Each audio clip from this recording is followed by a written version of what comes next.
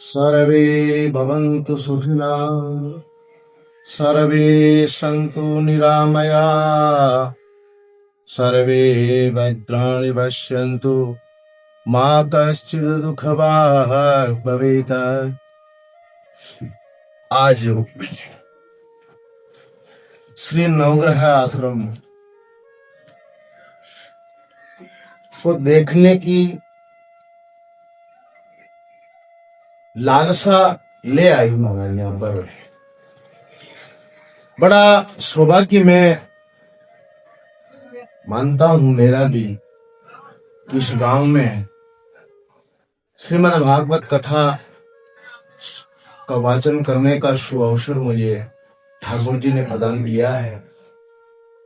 और जब से मैं यहाँ आया मतलब 2 दिन की कथा हो गई, मेरा मन बड़ा विचलित था कि एक बार मैं नवग्रह आश्रम पर जाऊं और वहां भ्रमण कर लूं, क्योंकि मेरे विचार से मैंने बहुत जगह बहुत गांवों में 7-7 दिन में रहा हूं। मेरा गांव भी यहाँ से ज्यादा दूर नहीं है। तीर्थ यात्राएं भी बहुत करी है। अमरनाथ भी मैं गया था, इधर मतलब द्वारिका तक मैं मेरा रहा। पर शायद मुझे ऐसा लगा, एक बार मैं पहले यहाँ आश्रम पर आया तो मुझे ऐसा लगा कि शायद यहाँ जितना शुद्ध वातावरण और शुद्ध हवा है, वो शुद्ध ऑक्सीजन भी शायद मेरे हिसाब से कहीं मैंने नहीं देखी, क्योंकि यहाँ से वो औषधियां हैं। और सर्वे भवन्तु सुखिनः सर्वे सन्तु निरामया, ये जो श्लोक है जिसको हम रोज बोलते हैं, मैं भागवत कथा करता हूँ, पंडिताई का ज्योतिष का छोटा मोटा काम करता हूँ, पर फिर भी इसको मैं सिद्ध नहीं कर सका और इसको जीवन में नहीं उतार सका। सर्वे भवन्तु सुखिनः सर्वे सन्तु निरामया, इस बात को यदि हमारे यहाँ पर कोई जीवन में उतारने वाले हैं तो वो हंसराज जी चौधरी हैं।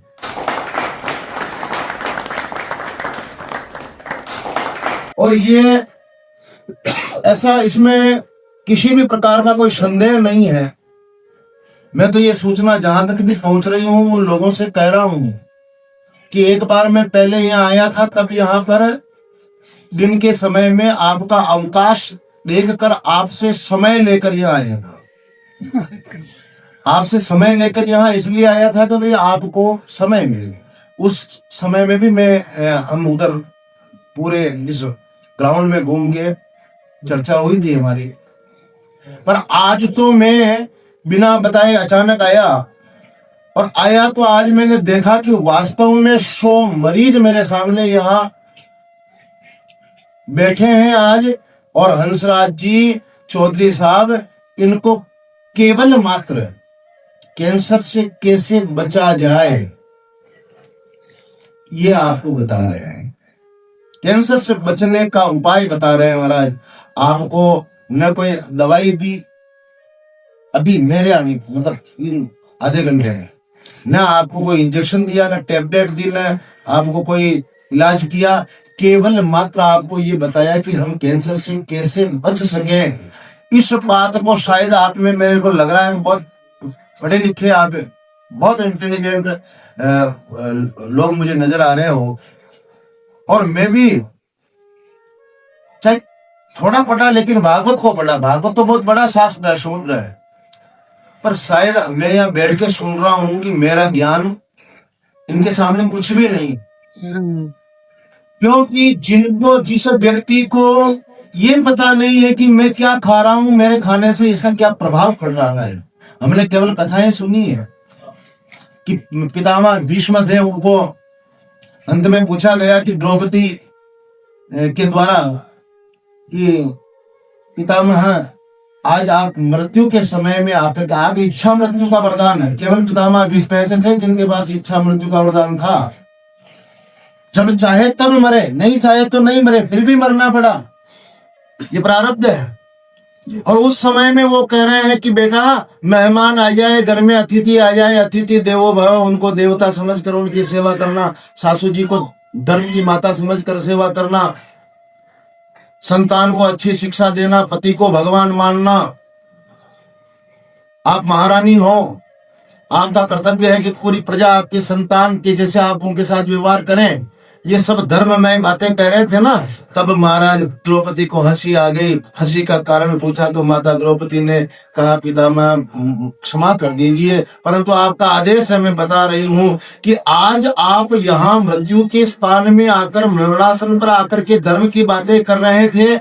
उस दिन आप कहाँ थे? जिस दिन आपकी ही सभा में, आपके ही सामने ऐसी सभा जिसमें आप सर्वोच्च सिंहासन पर विराजमान थे और वहां मुझे निर्वस्त्र किया जा रहा था, उस दिन आपका ये धर्म कहाँ चला गया था? पितामह भीष्म ने कहा, अभी जो माननीय हमारे जन जन को स्वस्थ देखना जो चाहते हैं, ऐसे हंसराज जी चौधरी साहब ने कहा ना, आहार के बारे में आपको बताया। यही बात उस समय में पितामह भीष्म ने कही, बेटा मैं दुर्योधन के द्वारा कमाया हुआ अधर्म का अन्न खाता था।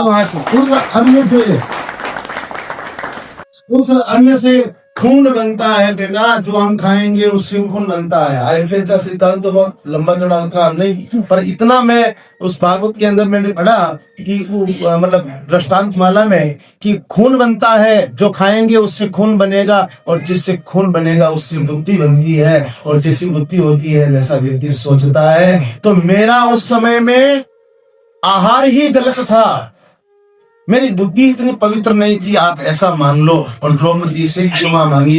इसलिए ये बात परम सत्य है कि आहार यदि शुद्ध है महाराज तो आपका जीवन है, आहार शुद्ध नहीं है तो ये जीवन व्यर्थ है। और अगर ये संदेश मेरा कहीं पहुंचे, मैं आप लोगों का अधिक समय नहीं, मतलब मुझे पता है, आपने कहा ना जीवन कितना अनमोल है महाराज, जीवन जीना कितना अनमोल है। मैं ज्यादा समय नहीं लूंगा, पर मैं इतना आपसे निवेदन कर रहा हूँ, यदि ये सूचना कहीं पहुंचे तो मैं उन लोगों को भी ये निवेदन कर रहा हूँ मेरी तरफ से कि मैं और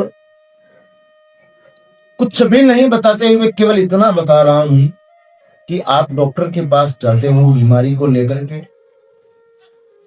और वो उनकी तरीके से इलाज भी करते हैं और इलाज ठीक भी होते होंगे। हम तो कह रहे हैं भी सभी विद्वान हैं, पर एक बार नवग्रह आश्रम की, चाहे वो बीमार नहीं है, मैं बीमार लोग होते हैं जिनको कैंसर हो जाता है और कुछ अस्थमा वगैरह, वो लोग यहाँ आए, उनको तो मैं कह ही नहीं रहा हूँ, क्योंकि उनको तो आना ही है महाराज। यहाँ नहीं आएंगे तो और कहीं जाएंगे, जाना पड़ेगा उनको, तो बीमारी हो गई है, जाना ही पड़ेगा उनको, क्योंकि उन्होंने काम ही ऐसा किया है, बीमार हो गए। लेकिन उन लोगों को भी मैं निवेदन कर रहा हूँ जो स्वस्थ है, वो भी आकर के एक बार नवग्रह क्लास को ज्वाइन करें, देखें, इसको सुने, ताकि उनके जीवन में कम से कम वो तो बीमारी से बच सके। और कोई अगर किसी का भला चाहता है तो उनको आप कहो कि आप नवग्रह आश्रम में, कोई बीमार है, रोगी हो तो उनको नवग्रह आश्रम में पहुंचाओ, नवग्रह आश्रम के बारे में जानकारी दो, कम से कम उनको इतना बताओ कि वहां प्राकृतिक औषधि से इलाज अगर किया जा रहा है तो वहां जाकर के वो इलाज लेवें, इलाज करवाएं, उनका पैसा बचेगा, जीवन बचेगा, ये हमारा एक यज्ञ हो जाएगा। बोले श्री बाल कृष्ण भगवान की, धर्ममंत्री जी महाराज की। मैं भगवान धर्ममंत्री जी से प्रार्थना करता हूँ कि यहाँ पर नवग्रह आश्रम में जो रोगी आए हैं उनका हमारे विद्वान वैद्य जनों के द्वारा उनका इलाज सफल हो, उनको आरोग्यता की प्राप्ति हो। जय जय श्री कृष्ण, जय श्री राम।